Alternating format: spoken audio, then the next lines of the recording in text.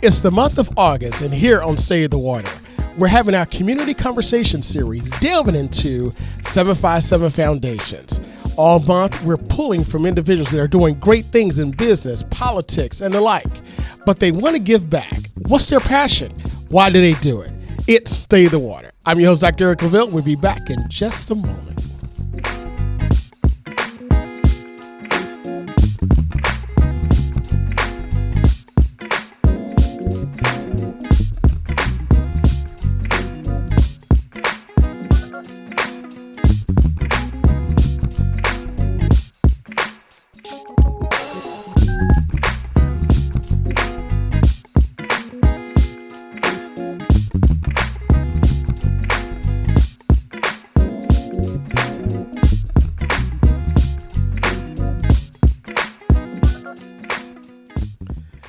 Welcome back. It's Stay in the Water. I'm your host, Dr. Eric Claville.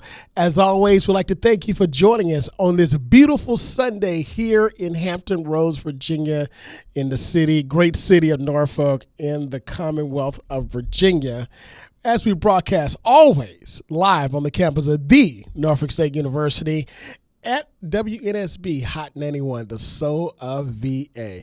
As always, we have our producer here, DJ Scandalous, also known as Marvin Folks, that you can hear every day, Monday through Friday, from 2 to 6 p.m. and also on Saturday. You know, he's quite busy these days, so you can also see him Friday nights, also on a comedy hour at 7:30 on WTKR. I'm telling you, he's doing big things here in the 757. And also, look, it's the fall semester. We've welcomed students back to campus. So welcome all the new Spartans, one of the largest freshman classes. We have an increase in freshmen here on campus, which is amazing. Again, it just shows the amazing things that we're doing here with our leader, our president, Dr. J, President Adams Gaston, her administration, and all faculty, staff, and supporters. Listen, without you, the stakeholders, the alumni, the supporters, the listeners, we couldn't do what we do. And I can do what I do. So I thank you for tuning in. But I want to delve into this community conversation series. You know, I'm really excited about this month because we're looking at different individuals who are doing great things in business, in politics, in sports. And they're doing things not just in their profession, but they're giving back. So we're looking at 757 foundations for the entire month of August. And today we have my good friend who's making strides. He's made strides in his professional career. He's back home doing phenomenal things here in politics and the like. It's none other than Councilman Aaron Rouse of Virginia Beach. Councilman Rouse, how you feel today? I'm doing well. Good morning, Dr. Claville. Thank you for having me. Absolutely, absolutely. Well, listen, we were talking earlier, man. You've been quite busy these days. What's going on? Well, just continually doing the people's work and serving our community, making sure that, our kids have what they need to go back to school, but our parents as well are getting the resources to be able to sustain their families. And so just working, man. It's working. That's it. Look, you're doing more than that. I mean, you're representing the city of Virginia Beach on the council. And how many years you been doing that? Going on 4 years now. Wow. And, we just moved into a brand new city hall here in the city of Virginia Beach, a $50 million complex here. And, but the work doesn't stop. There's so much need. There's so many other, topics to make sure we stay abreast about. And, voting rights is one of those things, and making sure the public is well informed. Here in Virginia Beach, this will be the first time ever in Virginia Beach history that we have district voting. And so I'm very excited about that. But one of the things that's been taking up the most of my time is making sure everyone knows exactly what district they live in and how important that is. We did a show on that, and we delved into it, and we chopped it up and really picked it apart, this district voting that we have in Virginia Beach. A lot of people don't realize that it's one of the few cities here in the Commonwealth of Virginia, was one of the few cities that still had at-large voting. that did not vote by districts, which basically disenfranchised a lot of individuals, especially more specifically, as the court stated, minority voters that to choose representatives of their choice. So that's huge. That is huge. Tell us some of the challenges that you're finding with that, and also some of the advantages. Well, I think some of the challenges that anytime you try to bring about change, it's just always met with resistance because of a status quo that's kind of been around for quite some time. And when you don't inform people or inform people and about, the particular subject, in this case, voting, you don't inform people, then there's a certain fear that comes along with not knowing or understanding just how important and vital it is to be able to elect someone that represents you solely from your district. And so that's been, a challenge. But the bright side of it is that we're moving forward. At times progress can seem incremental, right. and that could be extremely frustrating. But nonetheless, we got to continue to move forward. And so I myself, my wife, Jennifer Rouse, who's running for council now, and so many community leaders and just people throughout Virginia Beach are all, getting the word out. As yourself, thank you I know the last time we spoke about this, I'm helping get the word out just on how important it is and how important voting is all in itself. Absolutely. You're about to have a family of policymakers and politicians in the house. How's that going? Well, it's we don't look at it like that. We look at it as being community servants and community leaders. We look forward to being civically engaged, but also from our communities, coming from disadvantaged communities. And this is one of the main reasons why I give back so much, particularly to the youth, is to let them know you don't have to be an athlete or a rapper or some form of entertainment to be successful, that we need more doctors, need more lawyers, more first responders, more entrepreneurs. And so, for us, it's about making sure that the resources are in place, that the policies are in place to ensure that everyone has access to capital and that there's equity in that and that there's equality in the system. That's a great segue, because you mentioned, that you don't have to be an athlete, and there's for the good and the bad. A lot of African Americans are seen on television and popular culture simply as those two things.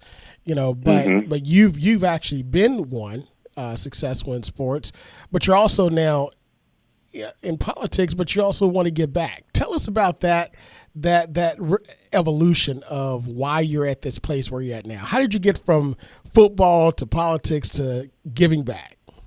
Sure.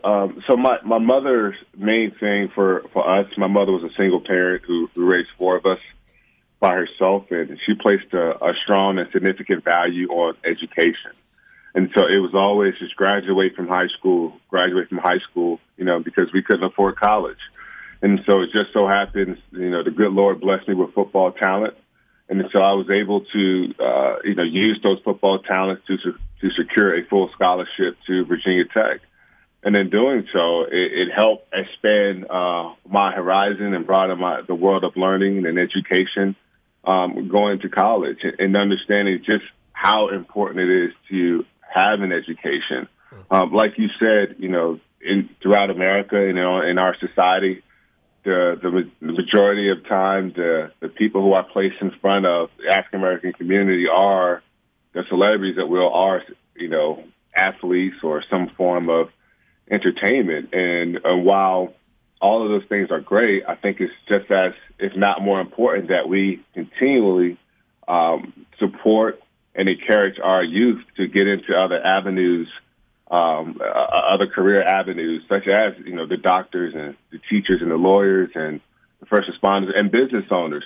Again, these are all other avenues where you can be extremely successful, but it helps our community be well-rounded. And so we're not just trying to win the lottery, and so to speak, when you're talking about trying to make it to the NBA or NFL or MLB. Getting to that level is is almost like winning the lottery because we know the numbers. It's just the numbers just aren't there for everyone to play at the football or professional sports at the highest level. Yeah.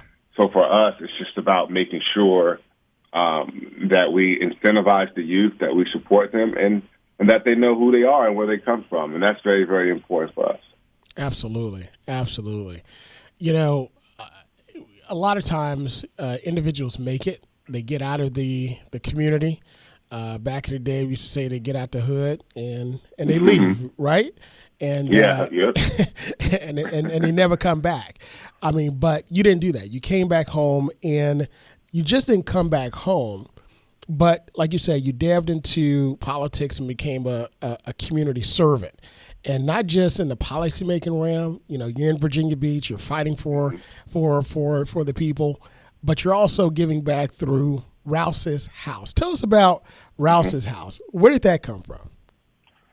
Thanks, Dr. Claville. It came from a passion to really, really encourage our youth to use education as a foundation to broaden their world. I think I always like this quote from Frederick Douglass that said, it's easier to build strong children than it is to repair broken men. And so for me, that's at the heart of Rouse's House. It's how do we continue to engage our youth at such a young age that when they have, they become these young men and women, that they have a broader sense of the world and not just one, tunnel vision that's, hey, I have to be an athlete or I have to be a form of entertainment. And I think there's a lot of misinterpretation that somehow football was my opportunity out of the ghetto or the projects, and it wasn't. It was education. So for me, I've got this, it was just coming back to the community, giving away school supplies, giving away, feeding the community. And, it was like that was one avenue of it. But I said, I didn't invite any of my, celebrity friends, none of my brothers from Virginia Tech or the NFL, or none of, the great people who I've had opportunity to meet in the form of entertainment.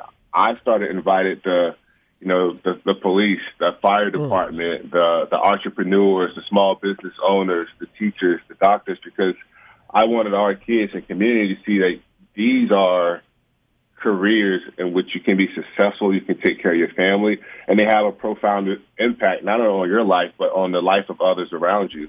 And so that is how Rouse's House started. And, we continue to grow every year, and I'm just really, really happy with where we are and what we're doing. Wow. That's phenomenal. It's Stay in the Water. I'm your host, Dr. Eric Claville. For the month of August, we're delving into individuals in our community who are doing great things in business and politics and sports, but they're deciding to give back. This is our community conversation series focusing on 757 foundations. Today, we have with us on air live my good friend, City Councilman Aaron Rouse, who's talking about his evolution from growing up here in Virginia Beach, going to Virginia Tech, making it to the NFL, but coming back home to be a community servant in more ways than one, and more specifically through Rouse's House Foundation. Brother Rouse, when you talk about, you mentioned you started this, not bringing the big names, your brothers in arms from back in Virginia Tech and the NFL, but you wanted to bring those individuals that black men and black youth don't see all the time. Tell us about the impact that you've seen from black doctors, black lawyers, policemen, and individuals coming and touching the kids. Well, I think it's one of those things that opens up your mind. I mean, for myself, when I first started about running for council, John Perry, who was the first African-American city councilman in the city of Virginia Beach, is someone who's opened that door. You talk about Louisa Strayhorn, was the first African-American woman who opened that door into politics here in Virginia Beach. And so it was almost as if their legacy and their trailblazing had signaled to me that, hey, you can do the same thing as well, and you can go further. So seeing someone who, like those two who have done it, inspired me and gave me the strength that I could do it.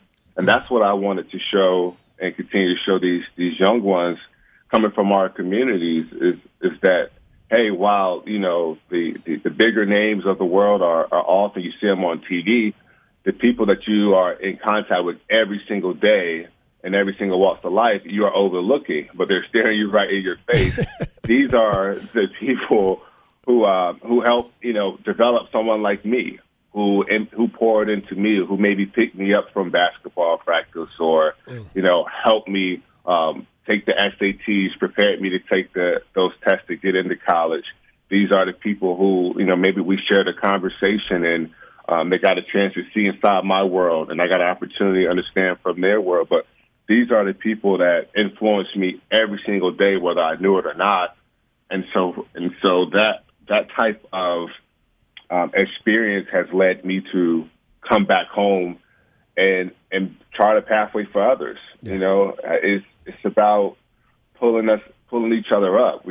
I think for me, I would be no good off in Los Angeles or some other city, New York or Miami, just hanging out when there's so much need here in our home and there's so many people who have helped me become who I am. Yeah. I want to give that back and I want to pay it forward. Man, that's huge. Paying it forward, paying it back, and not forgetting how you got to where you are.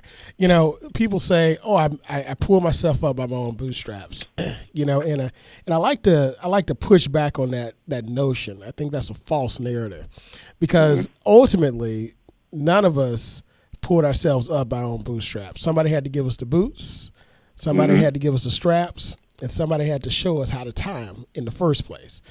Now we have the motivation to do it, but we all have somebody that inspired us.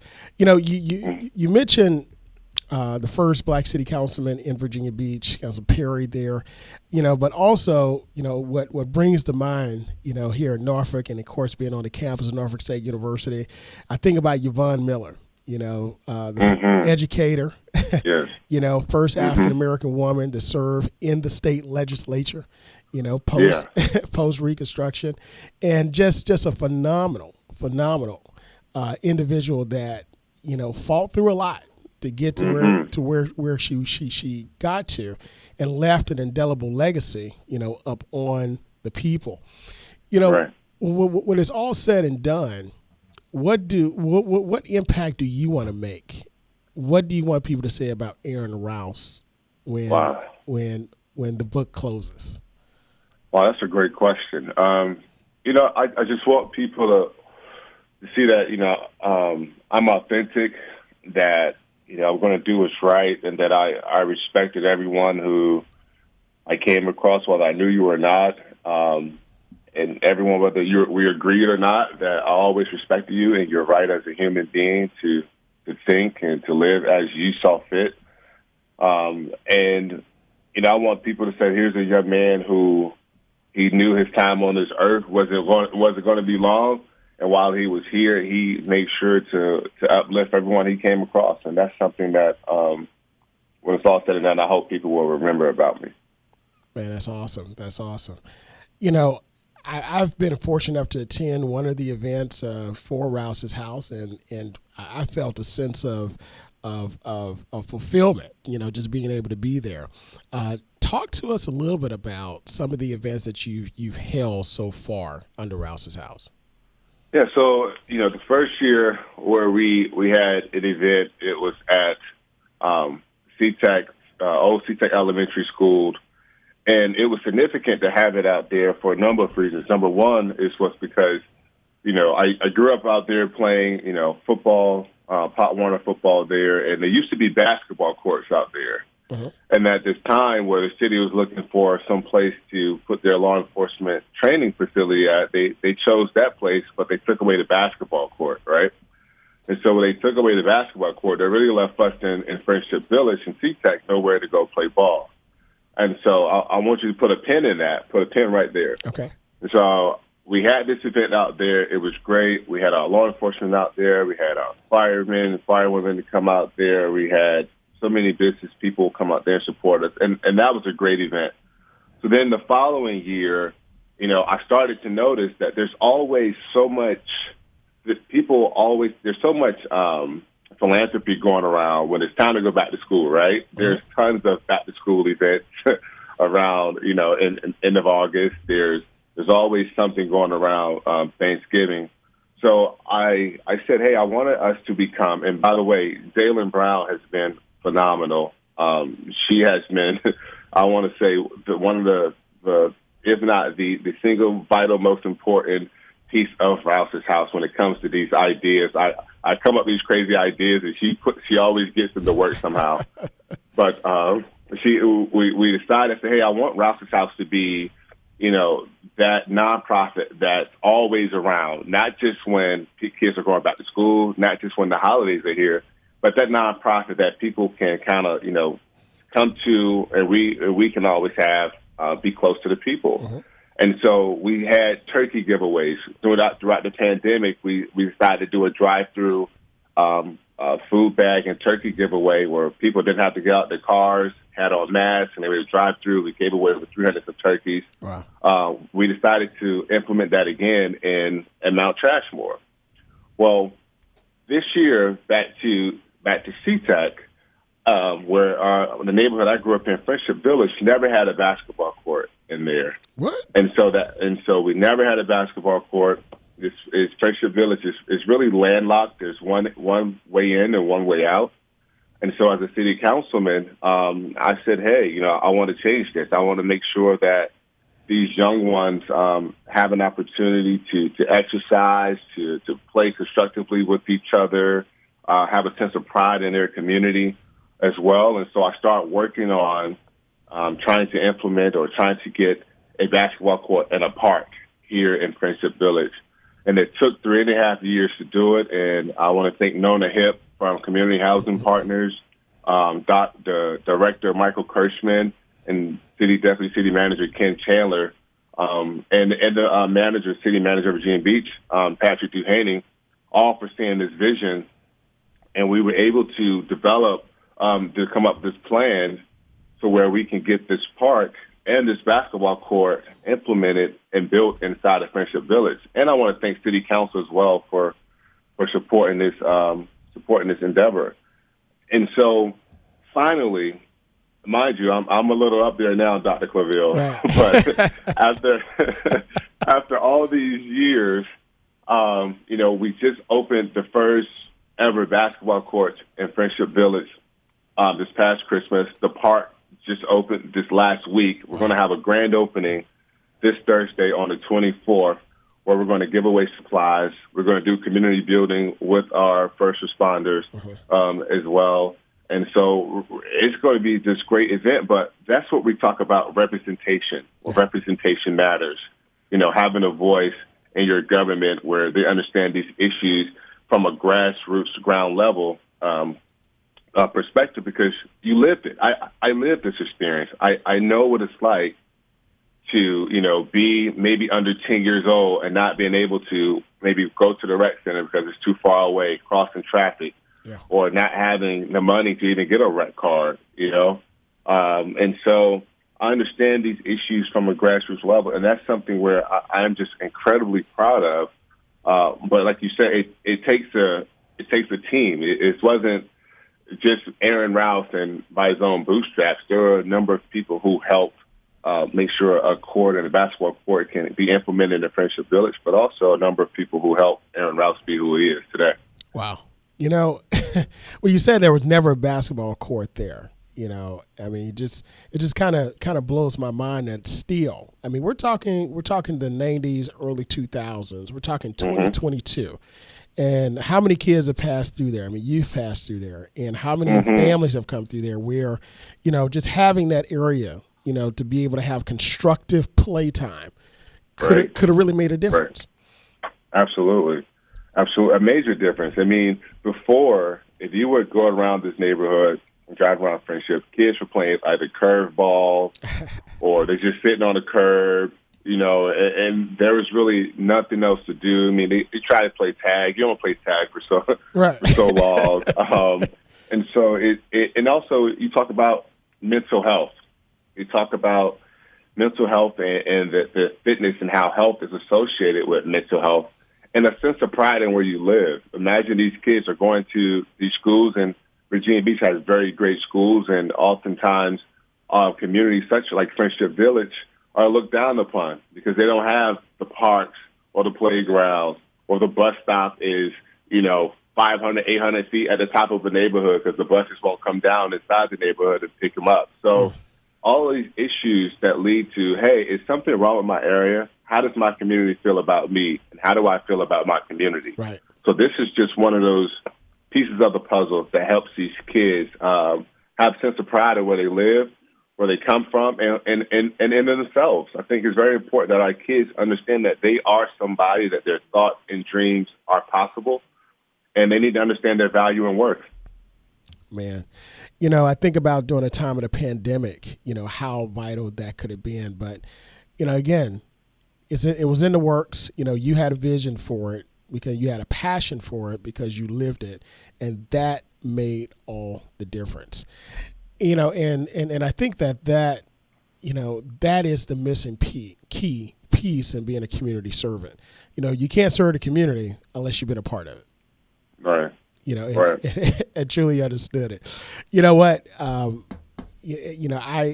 thank you for being, who you are and giving back, because how many people would have said, hey, I'm coming back to Virginia Beach when I could have stayed, like you said, in LA, in New York, and hung out there, but you decided to come back because that's where your heart is. So Virginia Beach is better for it. Hampton Roads is better for it, and I'm better for it just for knowing you and knowing you over almost 5 years now, half a decade. And it goes vice versa. I'm better for it. And listen, I've learned a lot from you. I've been so impressed with you. I'm so proud of you and what you're doing with the station, and as well as just your knowledge, brother. As someone young like me, I continuously look for men as yourself, especially an African-American man, and what you bring to our community, setting that example.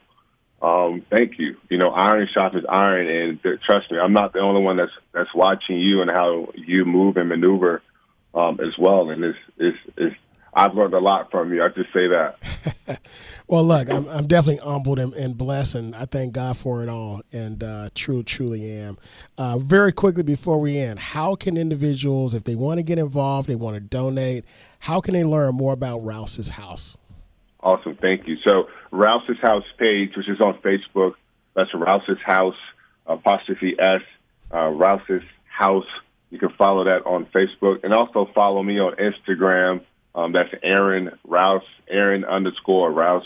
I'm verified as well. Also on Twitter at Aaron Rouse by Beach on Twitter. And we have all our information and links right to Rouse's House, and give you more information on our nonprofit, how you can support our communities going forward. So thank you for your time again, Dr. Claville. This has been an amazing opportunity and privilege to speak with you again. You got it. That's Councilman Aaron Rouse talking about his foundation, Rouse's House, as we highlight 757 foundations here in the Commonwealth of Virginia. Well, look, that ends our show for today. Scandalously, I don't know about you, but we've got phenomenal people here in the community doing phenomenal things, and I'm excited. I'm excited to see what comes next. Well, listen, stay tuned, because coming up in the next half hour, we've got Black Wall Street, creator of the show, Blair Durham, who is also the founder of Black Brands. I'll be here with her as we co-interview our guests here on Black Wall Street. Until next time, be good, be great, and God bless. We'll see you next week.